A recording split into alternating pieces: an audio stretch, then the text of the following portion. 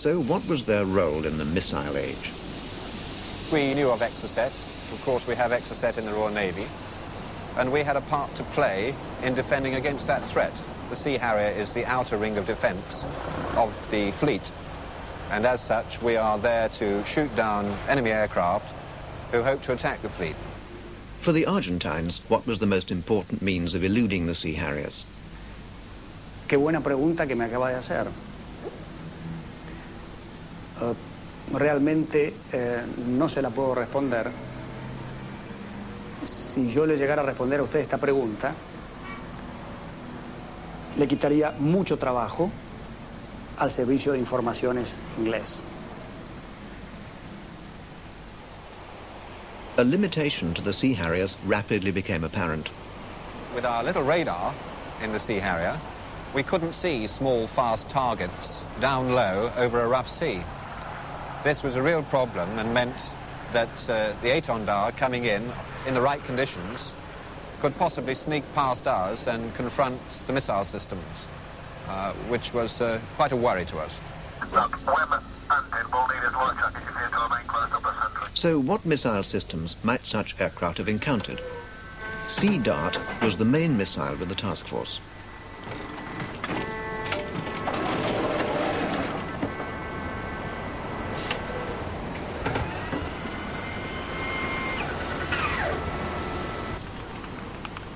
It's a medium-range missile designed against aircraft targets at up to 30 miles. But of the Sea Dart hits in the Falklands War, all were against aircraft and none were against missiles. To stop an Exocet needs a missile system designed for that purpose.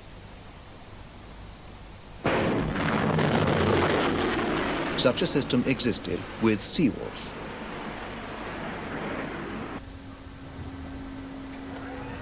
The missiles are light, highly maneuverable, but short range.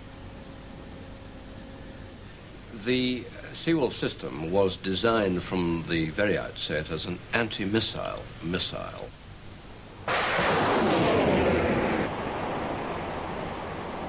The missile is very high speed, flying at more than Mach 2, and therefore it's a very quick engagement at relatively short range, because the system engages its target at a maximum range of only 5 kilometers, and that's pretty much whites of eyes stuff when you're watching the threat develop from inboard.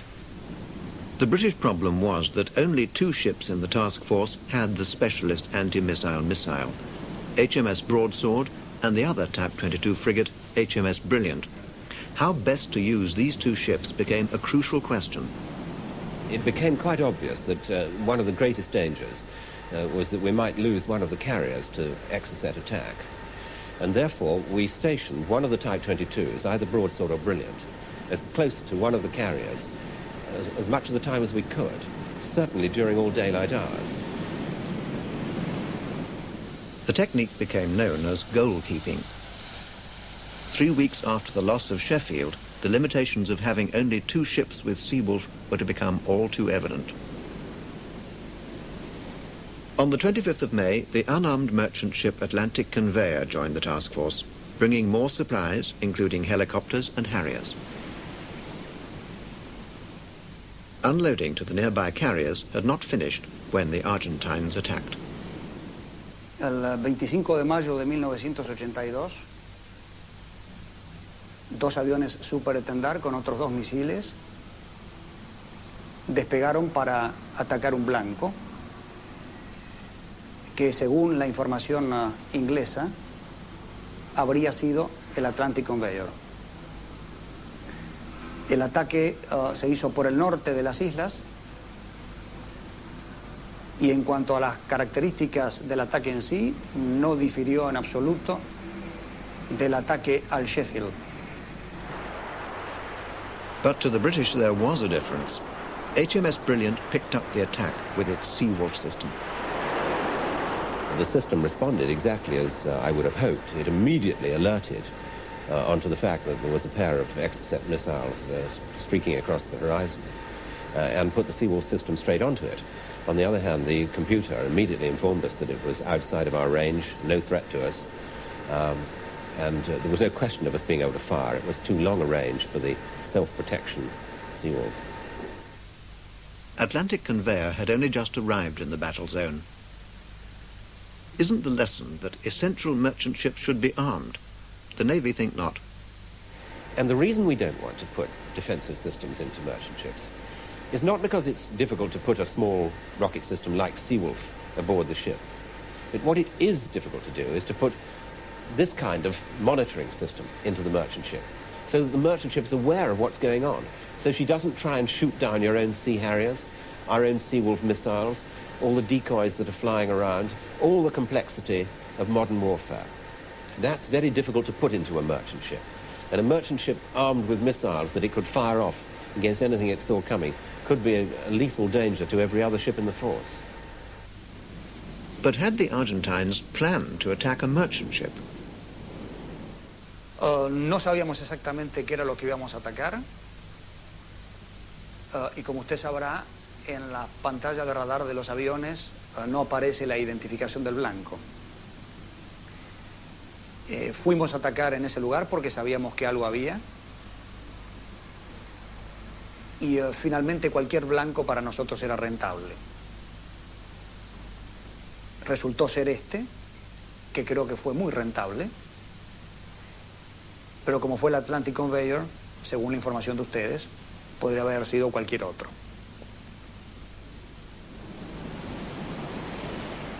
The thought that it might have been an aircraft carrier highlighted the need for a last-ditch line of defense. So the Navy's immediate reaction after the war was to fit this to aircraft carriers.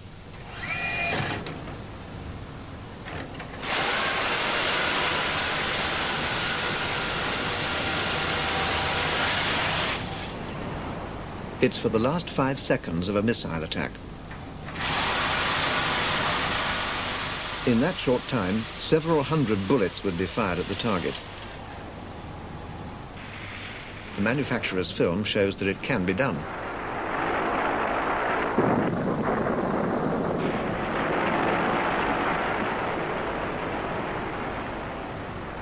But will hitting the missile always ensure that it disintegrates?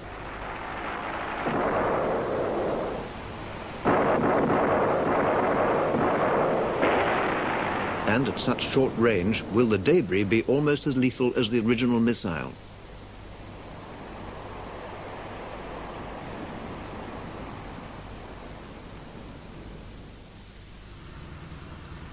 This is the only device credited with successfully foiling an Exocet attack during the entire war.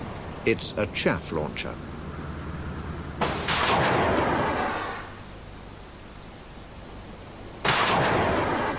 It's not a missile. Chaff rockets burst near the ship, producing a cloud of fine aluminium needles. These needles reflect radar waves. And on an enemy's radar screen, the lower ship, which has just fired chaff, becomes completely obscured by a cloud of false targets.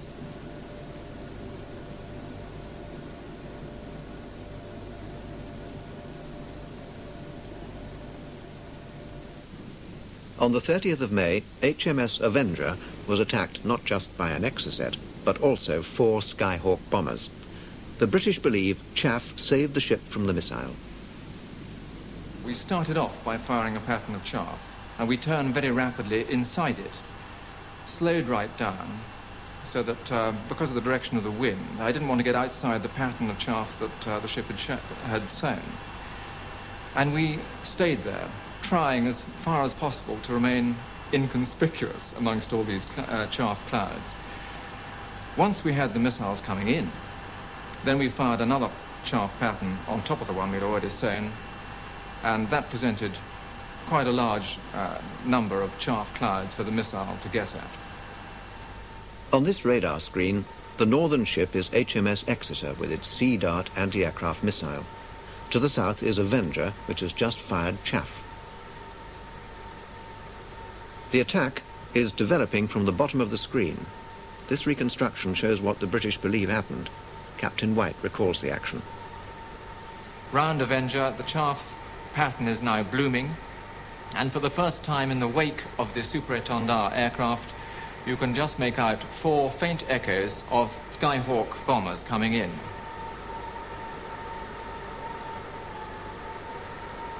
These have attracted the Sea Dart missile from HMS Exeter to the north, now passing the chaff plumes to the west of Avenger, tracking towards the pattern of 4 Skyhawk aircraft.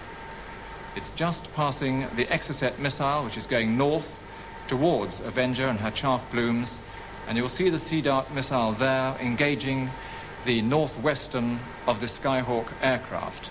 It splashes, leaving 3, which press on their attack.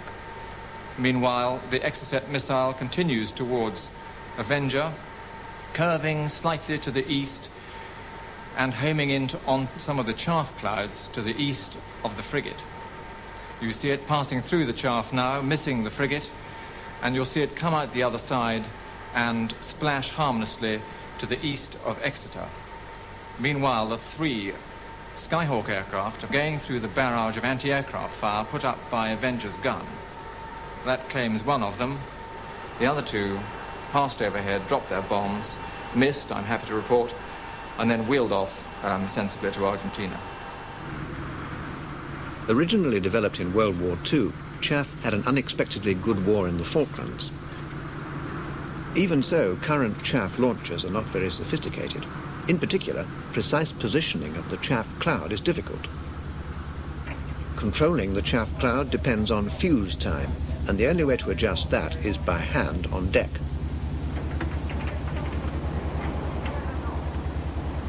Not easy at the best of times.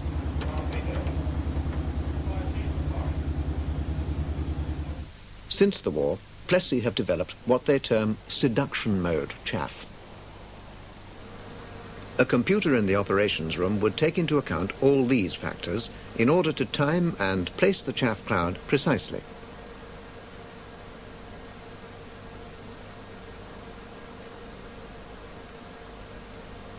The crucial decision